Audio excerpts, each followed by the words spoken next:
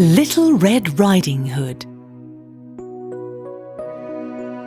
Once upon a time, there was a beautiful young girl who was loved by everyone that knew her. Her grandmother also loved her very much and loved to give her gifts. One day, her grandmother sewed a beautiful red velvet riding cloak with a hood for her.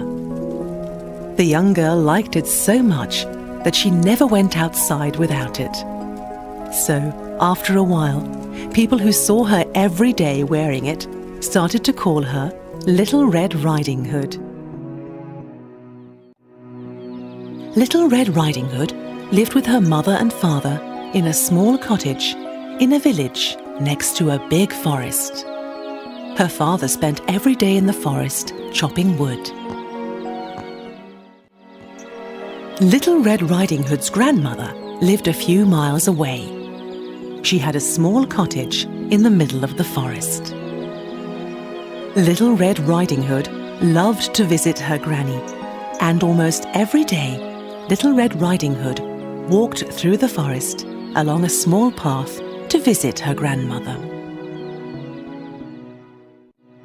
One day, Little Red Riding Hood's mother said to her daughter, "I have packed a basket with some bread and berry juice for Granny. She's feeling ill, and these will help her to feel better. You could take them to her. Make sure you stay on the path and don't talk to strangers," Little Red Riding Hood's mother warned her. "Also, be careful that you don't drop the basket, as the bottle might break," continued her mother.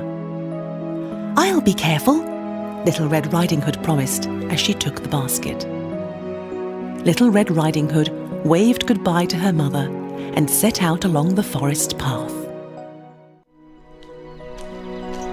Little Red Riding Hood hadn't walked far along the path when she met the wolf. She had never met or seen the wolf before and didn't know what a sly creature he was. Because he just looked like a big dog, Little Red Riding Hood wasn't scared of him at all. "Good morning, Little Red Riding Hood," the wolf said. "Good morning, sir," Little Red Riding Hood answered. "And where are you going this early in the morning?" the wolf inquired. "To see Grandmother," Little Red Riding Hood said. "And what do you have there in your basket?" the wolf continued. "Some bread and a bottle of berry juice," Little Red Riding Hood replied. "Granny is ill, and my mother sent these for her to make her feel better." "Where does your grandmother live, Little Red Riding Hood?" the wolf asked. "About a mile away, along the path," Little Red Riding Hood answered. "Her house is under the 3 big oak trees." The wolf thought for a moment to himself. If I am clever enough, I can eat both of them for supper." So the wolf walked beside Little Red Riding Hood for a while, talking about this and that. "Look at those flowers under those trees," the wolf said. "Aren't they pretty? And can you hear how beautifully the birds are singing? Why would you go straight to your granny's on such a lovely day as this? You could stay a while in the forest and pick some flowers for your granny."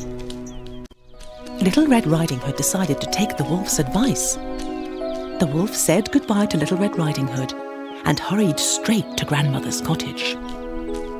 The forest was a wonderful and fascinating place. The sun's rays danced on the leaves, colourful flowers covered the ground, and birds twittered cheerfully in the trees. "I'm going to pick the prettiest bunch of flowers I can find," Little Red Riding Hood thought to herself. And so she walked deeper and deeper into the forest, picking a bunch of the most beautiful flowers that she had ever seen for her granny. By now, the wolf had arrived at Grandmother's cottage. He knocked on the door. "Who's there?" Grandmother called out. "Little Red Riding Hood," answered the wolf, disguising his voice. "I have brought you some bread and a bottle of berry juice." "The door is open. Come in, child," called Grandmother. "I'm ill at the moment, so I won't get up to answer the door." The wolf opened the door and stepped inside.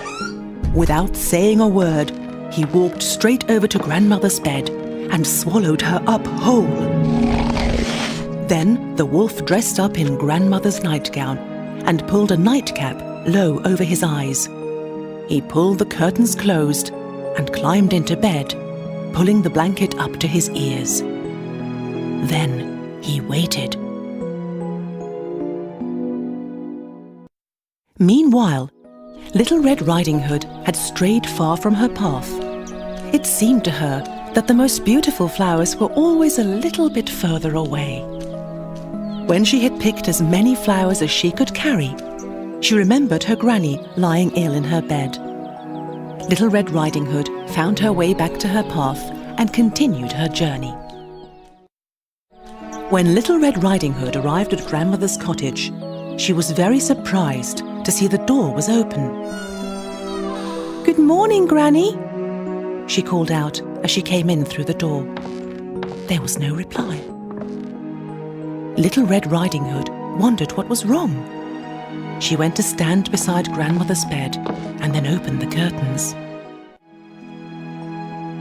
There lay her grandmother, her nightcap over her eyes and blanket pulled over her ears. She looked very strange. "Oh, Granny!" Little Red Riding Hood gasped. "What big ears you've got!" "All the better to hear you with, my dear," was the reply. "But Granny, what big eyes you've got!" said Little Red Riding Hood. "All the better to see you with, my dear," replied the wolf. "Oh, Granny, what big hands you've got!" said Little Red Riding Hood. "All the better to hug you with, my dear," replied the wolf. Little Red Riding Hood was beginning to feel scared. "Oh, Granny, what big teeth you've got!" whispered Little Red Riding Hood.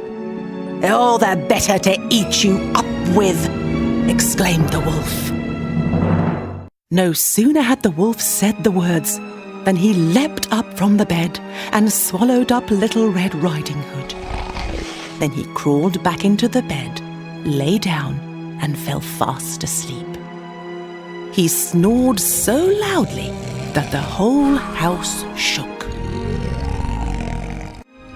Soon after, Little Red Riding Hood's father walked by.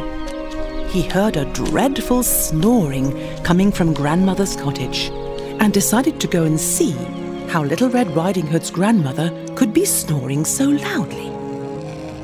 When he came to Grandmother's bed, he saw the wolf lying fast asleep in Grandmother's bed, snoring.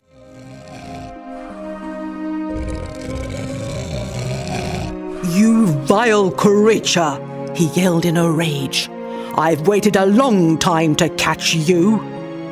And with one blow of his axe, he killed the wolf and pulled it off the bed. Little Red Riding Hood's father suspected that the wolf might have eaten Grandmother whole. So Little Red Riding Hood's father cut the wolf open, hoping that he would find Grandmother still alive. Imagine his surprise when out jumped Little Red Riding Hood. "Oh, how scared I was!" Little Red Riding Hood cried. "It was so dark there in the wolf's stomach." Then Little Red Riding Hood's father helped Grandmother out of the wolf's stomach. She was alive, but very weak. Little Red Riding Hood and her father helped Grandmother back into bed. They gave her some bread and some berry juice, which made her feel much better again. They were all very happy. Little Red Riding Hood and her father walked back home hand in hand to where Mother was waiting for them. I will never again stray from the path into the forest or talk to strangers when you have forbidden it," said Little Red Riding Hood to her mother, hugging her tightly. The wolf was dead, and all was well. Little Red Riding Hood had learned her lesson, and they all lived happily ever after.